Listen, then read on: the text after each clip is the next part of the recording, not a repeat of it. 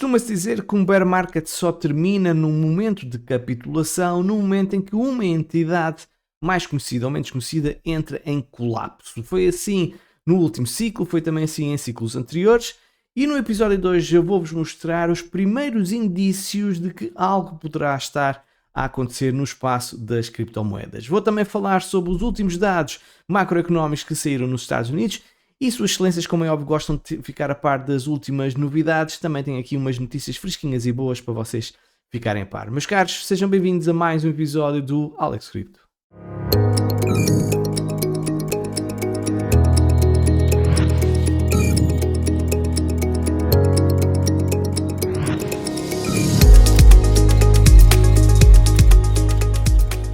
Ora, muito bom dia, boa tarde, boa noite, caros amigos, cá estamos mais uma vez para mais um episódio. Em primeiro lugar, um cumprimento ou um abraço de solidariedade para todas as pessoas que estão a passar por uma situação muito difícil em Coimbra. De facto, o país anda de galochas há demasiado tempo e esperemos que para a semana as coisas de facto comecem a melhorar. Bem, sem mais demoras, vamos então avançar, porque é verdade, nós podemos ter no dia dos namorados, eu acho que é mais ou menos nessa altura, podemos estar perante um novo shutdown do governo americano. Mais um. Isto é uma novela ininterrupta, parece uma novela mexicana. O que eu fui dizer ao homem. Pois pronto. E qual é a razão para termos este possível shutdown? Mais uma vez, as divergências que estão a acontecer sobre a atribuição do orçamento para o Departamento de Segurança Interna, que tutela o famoso ICE, pelos maus motivos. Portanto, nós já sabemos que as coisas estão muito extremadas por aqueles lados, e isto houve um adiamento até dia 13 de fevereiro.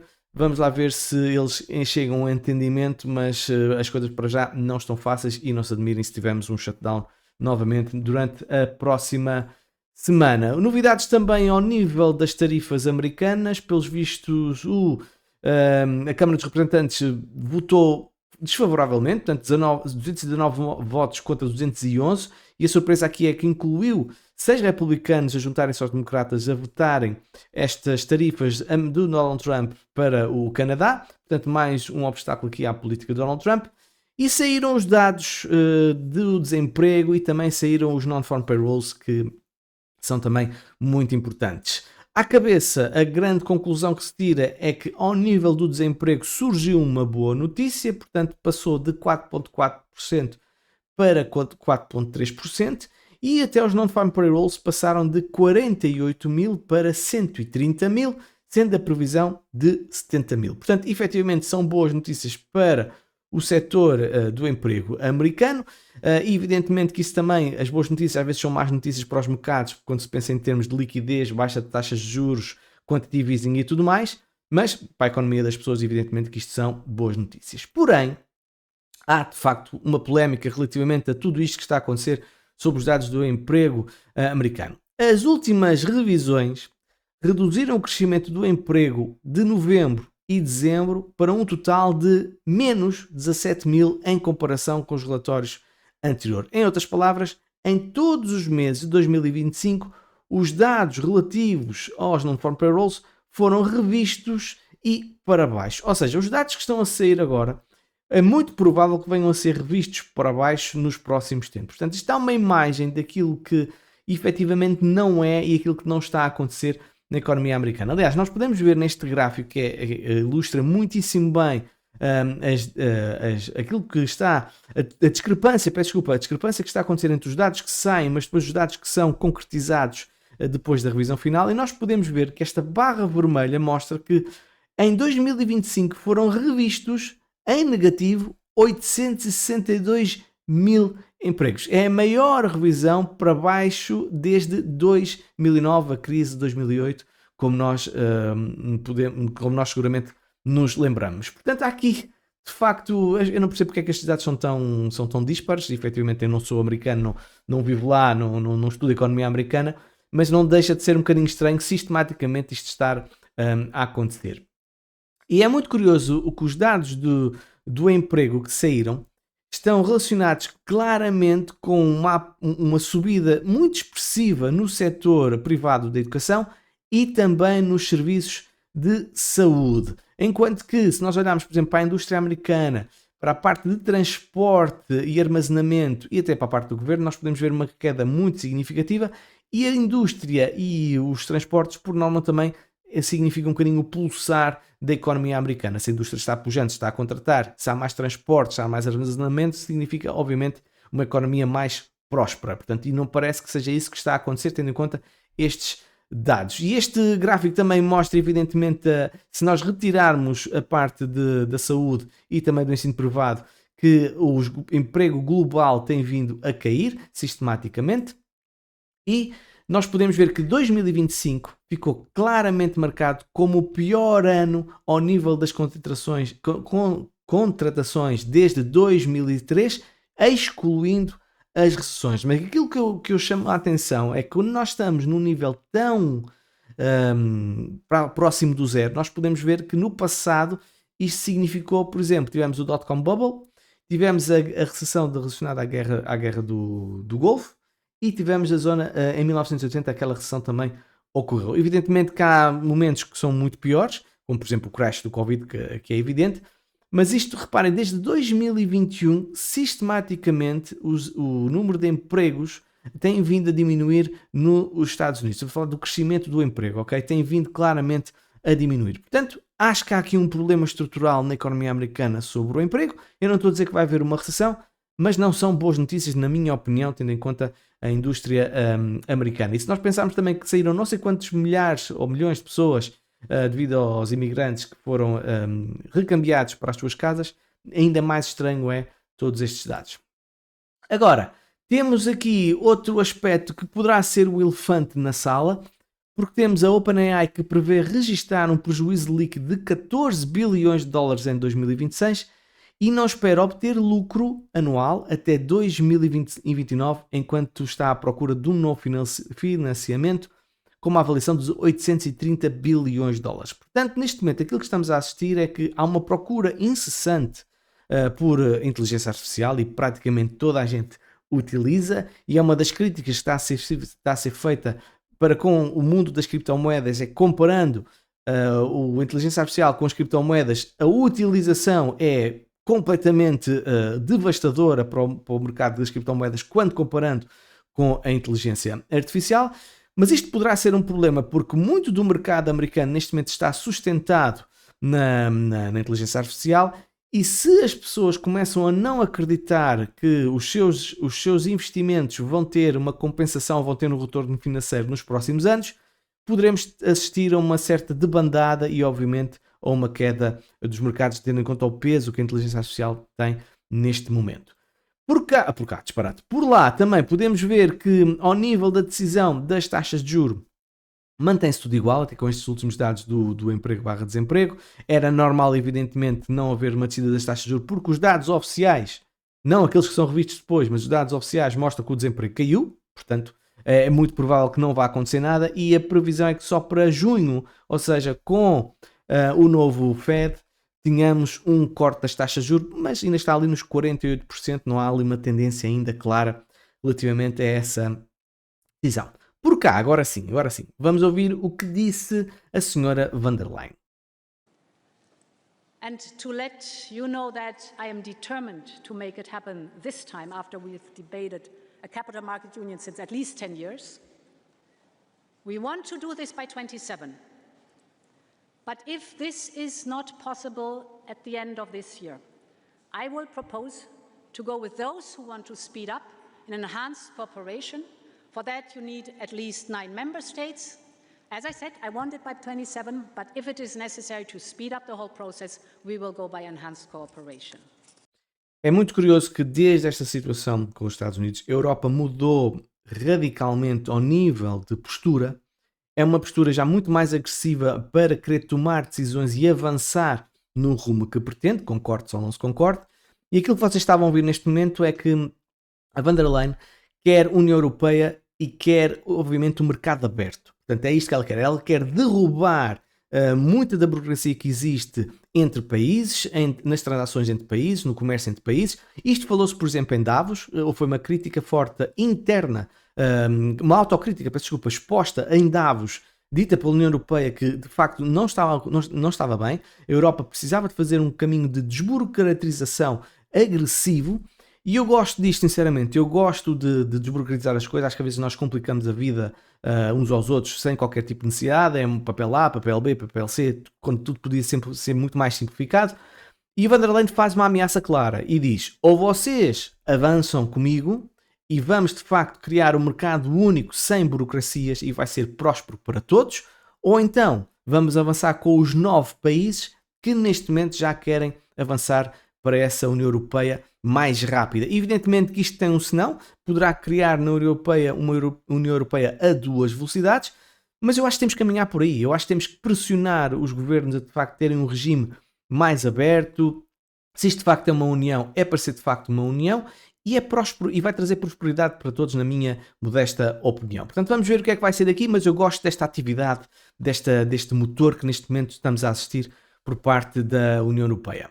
Antes de avançarmos, quero informar-vos que há uma nova campanha, porque a outra foi esgotada. Eu só tinha 40 vagas para vocês receberem 25 USDC de uma forma inteiramente gratuita com a Bybit EU. Eu pedi para eles criarem uma nova campanha, eles criaram, mas desta vez para 100 pessoas. Portanto, se ainda não te registaste, tem que ser um novo registro. Se ainda não te registaste na Bybit EU, e lembro que a Bybit EU é já a MiCA Compliance, portanto, a partir de 30 de junho nós vamos ter que utilizar estas plataformas.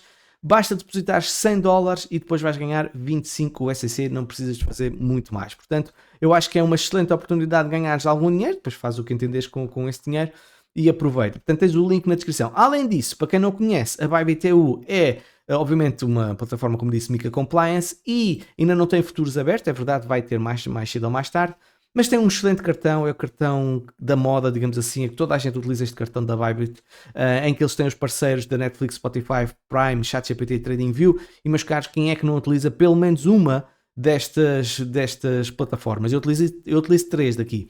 Portanto, podes ter estas plataformas de uma forma inteiramente gratuita ou quase totalmente gratuitas. Basta para isso depois gastares 500 euros por mês com o cartão para teres um cashback também de 2%, que pode ir até 10% consoante os teus ganhos. Portanto, aproveita, eu acho que é uma excelente campanha e, além disso, quando estiver ativo, sublinho quando estiver ativo, na Bybit EU, o teu volume, os ganhos que eu vou ganhar com o teu volume, eu vou devolver 20% de cashback, ou seja, só para ti. É como se tu tivesses depois as fees inteiramente gratuitas. Portanto, toda a gente ganha. Ganho eu, ganhas tu, ganha a plataforma, meus caros. Portanto, é uma decisão no-brainer, na minha opinião, e tem o link na descrição deste episódio para aderir. Falando sobre outras notícias, Hong Kong confirma que vai começar a emitir licenças para stablecoins em março. Portanto, nós já temos os Estados Unidos com stablecoins e a tentar regular aquilo para ter, obviamente, uma expansão muito forte nesse mercado. A Europa também já está a fazer os seus passos para tentar ter uma stablecoin europeia para competir com o dólar, e agora é a China, indiretamente através de Hong Kong, a fazer exatamente o mesmo. Portanto, as stablecoins é provavelmente o ponto de maior interesse da blockchain, das criptomoedas para estas grandes potências, e isto vai ser uma tendência em 2026. Também temos esta notícia muito curiosa. A Uniswap fez uma parceria com a Securities para tokenizar o fundo build da BlackRock, que neste momento está avaliado em 2,4 bilhões de dólares. E, portanto, a Uniswap ou a BlackRock está a expor-se ao DeFi, muito interessante de facto, e isto levou a um pump de 35% no espaço de minutos na Uniswap, mas por incrível que pareça, depois devolveu tudo. É aquilo que eu digo, notícias por norma são movimentos externos que são péssimos para as pessoas que usam stop losses, mas depois são excelentes para aproveitar estas reações imediatas para quem tinha, por exemplo, uma short implementada cá em cima.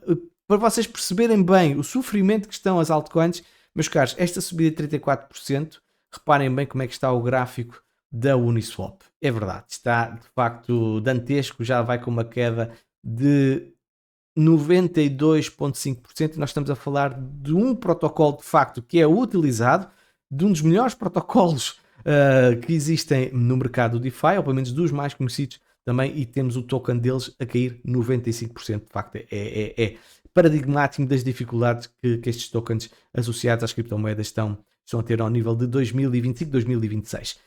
A Aave, que também é uma rival de Uniswap, embora ligeiramente diferente, também é verdade.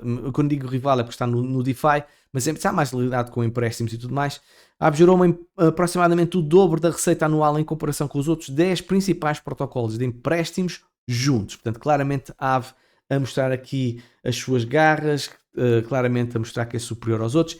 E eu estou à espera, estou muito ansioso por ver, porque eles prometeram, ou pelo menos está no seu site, se vocês forem ver, uma garantia de seguro de $1 milhão por utilizador que utilizem o seu protocolo. Ainda não está implementado, mas, meus caros, se houver uma garantia de $1 milhão, e temos que ver as entrelinhas, mas eu acho que vai ser uma excelente notícia, porque eu não conheço noutros protocolos que tenham exatamente esta proteção tão significativa como a vir a fazer. Outra notícia curiosa, na Dinamarca, o banco Danske Bank, que é o maior banco dinamarquês, encerrou uma proibição de 8 anos às criptomoedas e agora oferece um ETP, como se fosse um ETF, de Bitcoin e Ethereum aos seus clientes. O banco citou o aumento da procura e uma regulamentação mais clara para tomar esta decisão, mas afirma que não recomenda criptomoedas e as considera de alto risco. Ou seja, nós não gostamos nada dessa coisa, mas pronto, as pessoas querem, então vá, está bem. Podem lá então brincar com isto que a gente também dá-vos aqui um produto. Pronto, basicamente foi isso. Agora, vamos então falar sobre aquilo que é o título deste episódio, não é? Os primeiros sinais de perigo, de fratura, de possíveis colapsos em uma ou outras entidades. O seu nome é Blockfields, que está neste momento apoiada pela... Vamos ver se eu consigo dizer isto. Susquehanna, acho que é assim que se diz. E suspendeu todos os depósitos e todas as retiradas de capital. A empresa está sediada em Chicago, movimentou mais de $60 bilhões em volume de negociações em 2025 e tem cerca de 2.000 clientes institucionais, incluindo fundos de hedge e mineradores. Vocês vão dizer assim, 60 bilhões não é muito dinheiro. Eu também não vou dizer que é muito dinheiro, mas de calhar para o mundo que estamos a falar, não é uma coisa assim que rebente com o mercado.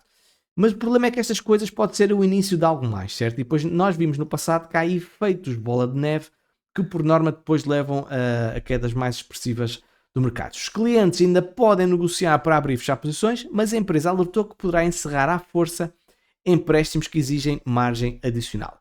A medida evoca diretamente comparações com 2022, quando a Celsius, a BlockFi, a Genesis e a FTX congelaram os saques antes de finalmente entrarem em colapso. Portanto, é preciso olhar para trás.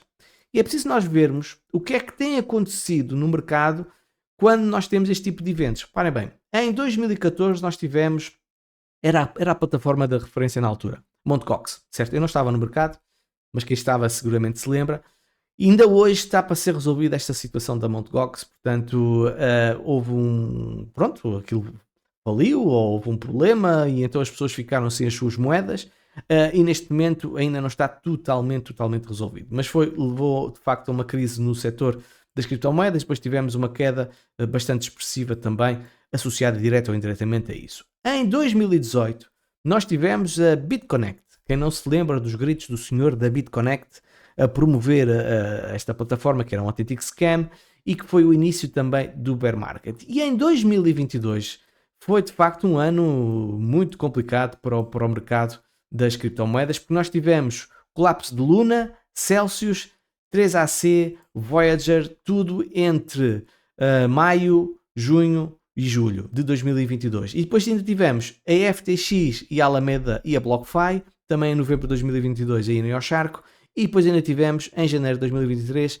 a Genesis Global Capital, que também foi ao Charco. Portanto, nós podemos constatar que, por norma, há um padrão recorrente nos ciclos de Bitcoin. Temos os ciclos de alta, mas depois, quando temos fases de queda ou de correção, de maior volatilidade, por norma, a estrutura abana. Em 2014 foi claramente a Mt. Gox, portanto, uma plataforma de custódia. Em 2018 foi o boom das ICOs e dos scams que houve relativamente a essas mesmas ICOs. Em 2021 foi ao nível das experiências de DeFi, nomeadamente ao nível das stablecoins com Luna, e em 2022 a situação do crédito com a Celsius, a 3AC, a Voyager, etc., que entraram em colapso. E como está aqui a dizer, o problema raramente começa em Bitcoin, o problema normalmente começa na camada de intermediação. Portanto, toda a gente está à espera que este ciclo seja um ciclo marcado também por um boom muito grande, por uma coisa que rebente muito grande e que leva uma vela vermelha muito agressiva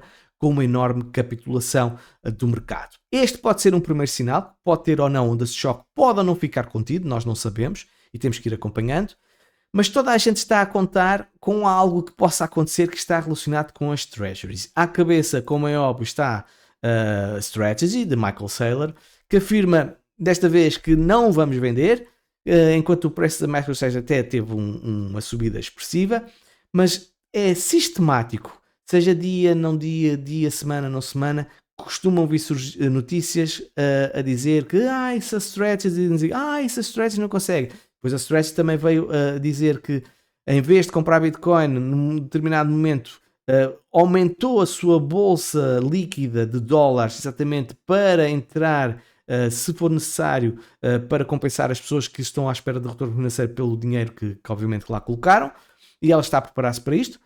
Eu não vou dizer que isso vai acontecer, há muita gente também que diz que não há perigo nenhum, que é completamente seguro, que não há problema nenhum, mas eu também me lembro desta conversa toda em FTX, certo? Eu também me lembro disso tudo, que era tremendamente seguro e que não havia nenhum problema, e é sempre assim. Eu acho que quando a coisa se dá, só se dá, ninguém está à espera, e quando se dá depois, é verdade, afinal havia aquilo, outro, não sei o quê. Portanto, eu não ponho as minhas mãos no fogo por ninguém.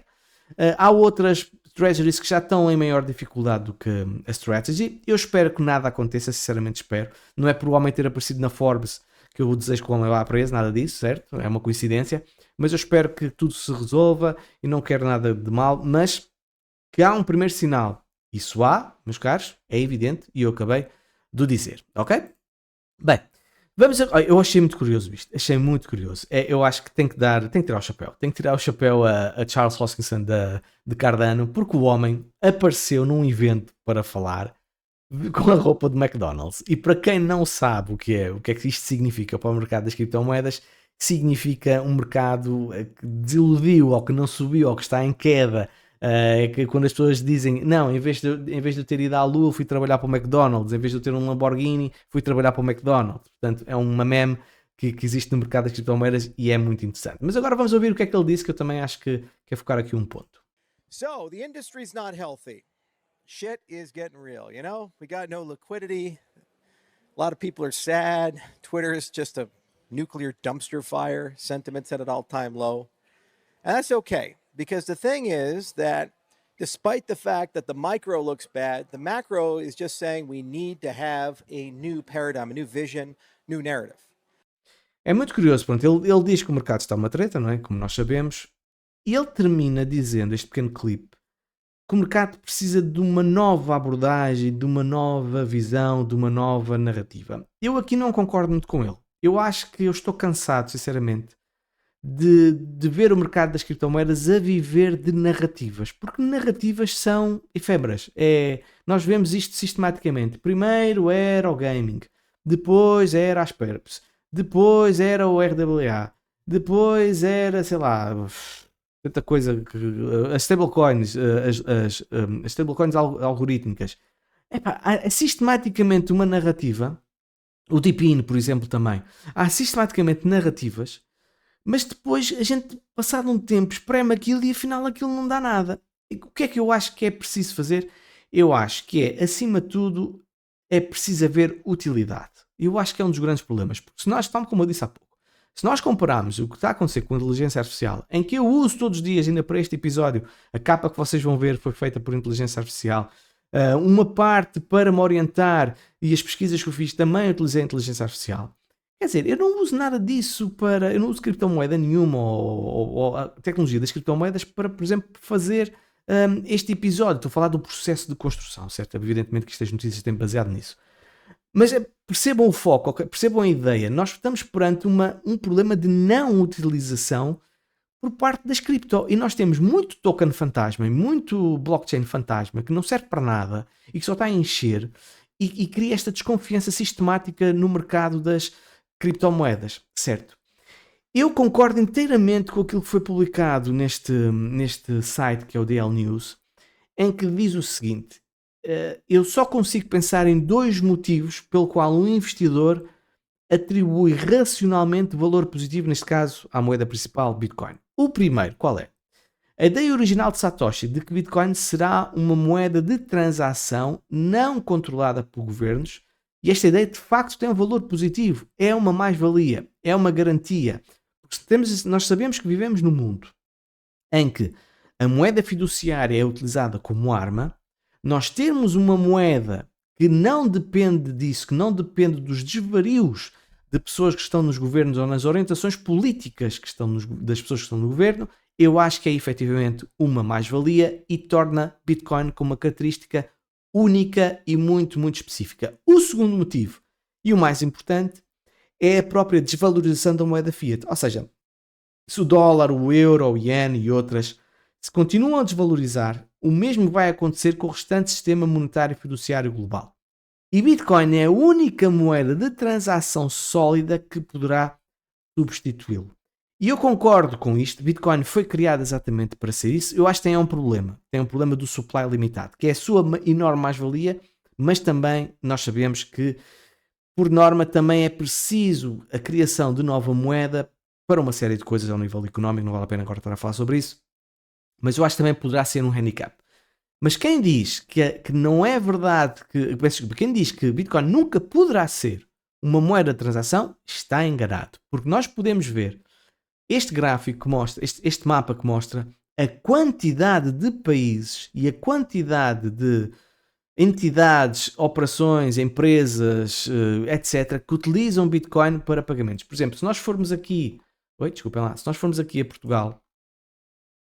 ver se eu certo. Aqui assim... E vamos, por exemplo, aqui é uma terrinha assim pequenininha, assim que não tem assim nada para ver. O que é isto? Camping puro Alentejo. Podes pagar com Bitcoin e com Lightning. Portanto, excelente, não é? Portanto, isto prova que Bitcoin é utilizado como uma moeda de transação, certo? Se depois vai ser uma moeda global, única, principal, eu acho que não. Eu acho que não, exatamente por ela ter um supply limitado, mas pode ser vista sempre como uma alternativa. Eu acho que isso tem uma enorme mais-valia de utilidade para a própria Bitcoin e uma segurança para todos nós que investimos neste tipo de ativos. E acho que há muito mais gente a ver isso, sinceramente. Por exemplo, a ARK Invest, num relatório recente que fez, afirma que o Bitcoin agora é um ativo estratégico para portfólios institucionais. Portanto, já não é para mim, para ti, como uma segurança de mais-valia ao teu portfólio de riqueza para a tua vida futura, mas também ao nível das instituições. Foram dados claros sinais em 2025, em 2026, de uma maior procura por parte destas entidades, quer através de ETFs, quer através de empresas de gestão de ativos digitais, que neste momento já detêm mais de 12% de todo o Bitcoin existente. O que por norma, obviamente, não é algo que nós, mais puristas, digamos assim, queiramos ver, ou seja, uma Bitcoin mais controlada pelo capital institucional, mas é a realidade, meus caros. Eu acho que é utópico pensar-se que vamos viver num mundo em que o grande capital não vai abocanhar exatamente esta tecnologia, não vai querer um pedaço, como dizem os nossos amigos brasileiros. A ARK observou que a maior parte destas reservas está concentrada entre investidores de longo prazo e não entre trades especulativos de curto prazo. Grandes instituições financeiras também estão a integrar Bitcoin nas suas plataformas. Por exemplo, a Morgan Stanley ampliou o acesso dos seus clientes e produtos de Bitcoin regulamentados, enquanto a Vanguard, que está logo a seguir à BlackRock, adicionou ETFs de Bitcoin de terceiros após ter excluído anteriormente ativos relacionados a criptomoedas. Empresas com exposição a Bitcoin agora estão incluídas em importantes índices como o SP500 Nasdaq 100, trazendo também uma exposição indireta a Bitcoin para os portfólios convencionais. E depois temos também ao nível dos governos. Nós já conhecemos, evidentemente, o que está acontecendo no Butão, o que está acontecendo, por exemplo, em São Salvador, mas também o governo americano, como nós sabemos, está a tentar criar um paraíso, digamos assim, regulatório para com as criptomoedas, que está a ter dificuldade, mas que estamos a caminhar para lá. Portanto, se nós estamos em bear market, e eu sei que é difícil, mas, meus caros, o futuro, os fundamentos não mudaram em nada. O que eu acho que precisa de haver é uma limpeza muito grande de lixo que existe para aí, e nós todos temos uma responsabilidade daqueles que metemos dinheiro em lixo, e eu acho que isto tem que cair assente em toda a gente, e não a dizer apenas, isto é uma chatice, não temos alt-season, porque nós também contribuímos para isso. mas é preciso, evidentemente, ter utilidade. Portanto, se estes ativos não têm utilidade e se os ativos não servem para nada, então o que é que eles estão lá a fazer? Por exemplo, questiono-me, para que é que serve onde? Por exemplo, para quê? E uma série de outros ativos, para quê? Certo? Parece que é só apenas um token relacionado com algo, mas o token não serve para nada. Portanto, isto é um problema que as criptomoedas têm que, de facto, resolver se querem ter viabilidade no futuro. Por fim, também falando então sobre a parte regulatória, executivos da Ripple, Coinbase e outras empresas de criptomoedas estão a reunir-se com chefes de bancos para tentar aprovar uma legislação fundamental para o setor. É um parte difícil, mas o diretor jurídico da Ripple afirmou que as últimas reuniões desta semana foram produtivas. Vai ser essencial termos uma plataforma, um pavimento regulatório amigo das criptomoedas e não discriminatório para com as criptomoedas e que favoreça o setor tradicional como o setor bancário. Não vai ser nada fácil, é uma parte mesmo difícil, mas vamos continuar a acompanhar. Meus caros, espero que tenham agarrado no gosto, espero que subscrevam o canal se gostaram, ativem também as notificações e vemos numa próxima. Até lá.